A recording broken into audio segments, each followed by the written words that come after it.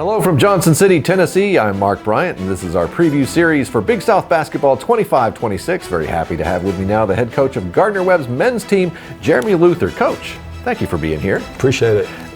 Let's talk about year one as a head coach, now heading into year two. What do you take away from the first season in that seat that you can apply to the next year, and what are these next steps going forward to build this program? Everybody's told me that from year one to year two that you double everything. So we won 11 last year, so we're guaranteeing 22 wins, which that's great. So you think you have all the answers. I'd been an assistant there at Gardner-Webb for 11 seasons, and you move over 6 inches, and it's a bigger jump than what it seemed to be. I loved my experience last year. I felt like we had put together a pretty good roster. We covered, as far as athleticism and older guys and experienced guys. But at the end of the day, I didn't do a good enough job of preparing those guys for when adversity hits. We were pretty good early with, going down to Cancun and winning the Cancun Challenge, and then we beat East Carolina. Then we got into league play, and you beat Winthrop, you beat Longwood, you played some people close, and then when some adversity hit, we kind of fell apart. So fast forwarding through the rest of the second half of the league play into the spring, kind of as a staff, we were trying to evaluate what we needed. And we needed a lot more shooting, more skilled players, and not that our kids were bad, but we had great kids last year, just higher character kids that wanted to win and knew what it took to win on and off the floor. And so I feel like we've done a good job with that. We've got some kids that can really shoot the basketball. I feel like we got some highly skilled kids. We got a little bit of experience. But the question is none of these kids have done it at this level yet. They're at Gardner-Webb for a reason. Our transfers have been in multiple programs, and they haven't had the opportunity to kind of be that guy. So I think early we're going to struggle a little bit potentially, especially with our schedule. But I think this team is built for kind of climbing the ladder throughout the course of the year, that when January and February hits, I think this team's got a chance to be really good. With those paths in mind, what are you focusing on in practice to put them on the right steps? Make shots, man. No, obviously we want to play fast, so our conditioning's a big piece of it right now, and then just building our culture. That's one thing. I got the job last year, even though I'd been here for 11 years. It was still a transition for me. I had to bring in a whole staff in. My staff didn't get here till midsummer. So we were focused on filling a roster with as many kids as we could get, as fast as we could get. I think this year we were able to kind of sit back as a staff and identify. And the one thing we really focused on as a staff is culture rises to the top. Every team in our league is going to have good players. They have great coaches. We get that. We understand that. But what's the separator? And that is building a foundation of culture. And we did that. My character coach went to a leadership conference, called me right away and said, Jeremy, I got some great ideas to kind of build your culture.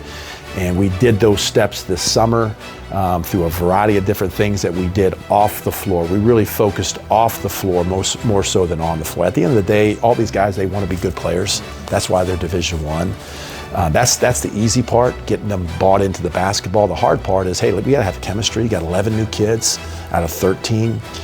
We got to build some type of chemistry. We got to build some type of culture, so when adversity hits, we don't fold, that we get stronger, and I think we were able to do that. We've sort of touched around it, but you had to build essentially an entire new team here. You had 2 returners. What were you emphasizing in getting this roster put together to have a team good to go for the year ahead? Yeah, I mean, again, I think it dealt. You kind of look back and we lost 7 games last year by 3 points or less. So we had to. I think a lot of that was our lack of skilled players. We had size, we had athleticism, we had old guys that have been there, done that. but we didn't have the skill set that we needed. We didn't have shooting. We had one kid, Buddy Simmons, who was all conference last year, 17 a game, who could really shoot it. Besides that, it was just hit or miss. If guys were making shots on the night, we were pretty good. If they weren't, teams knew how to defend us. So I think that was a big piece, and we were able to do that. We got some kids that can really shoot the basketball, spread the defense out. Now that opens up a lot more stuff for us. So that's kind of our focus as far as the staff and who we were looking for. And I think we did a great job of finding that. Who are some of the incoming transfers that are going to make an immediate impact? Yeah, so I brought Ace Talbert with us here today. Some people, even on our own, why are you bringing Ace?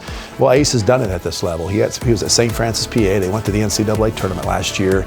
As a freshman, he averaged like 10 or 11 points a game for them as a freshman, then started off his sophomore year really well and got hurt.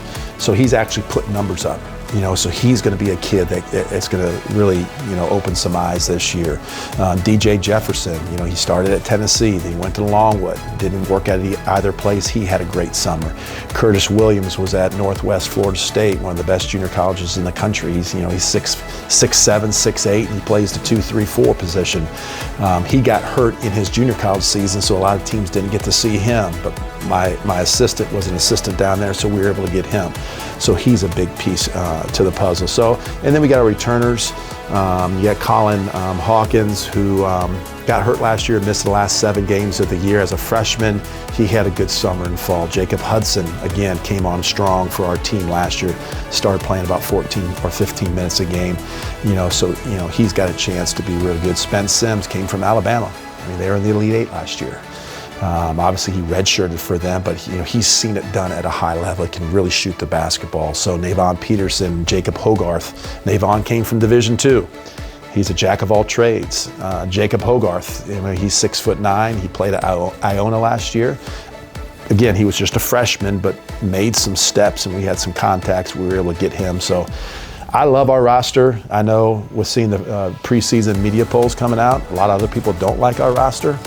That's fine with me. All this preseason stuff at the low major, mid-major level doesn't mean anything because nobody knows what you really have until you start getting out there. I've been in the league longer than any other coach that's been in this league, bar none, 13 years.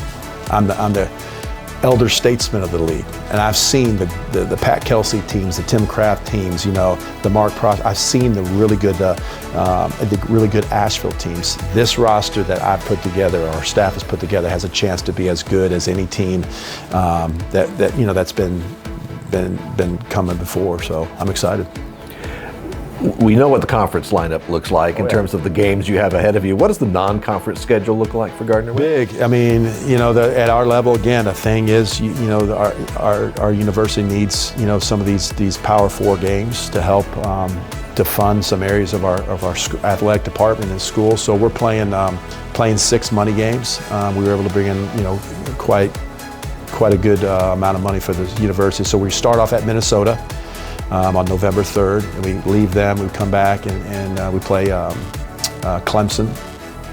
We also have DePaul. Chris Holtman's at DePaul. Chris Holtman was the head coach at Gardner-Webb and obviously Ohio State, so he's bringing us up to play DePaul. We're playing Tennessee again. We're playing Richmond. We're playing UNC Wilmington's Thanksgiving tournament. We got Elon, we got Georgia Southern, we got Wofford. So we've got a really difficult schedule, which I believe in, because I think that gets you ready for our league play. And our league, obviously, last year was the best it's ever been. We were as high as 14th in the country. I think we finished 16th or 17th in the Ken Palm, all the statistical stuff, the things I don't pay attention to. But they say there was a really good league last year. And so in order to be good for your league play, you got to test yourself in the non-conference. I think we've done that. Well, we look forward to seeing it in action. Coach, Absolutely. Thank you for the time.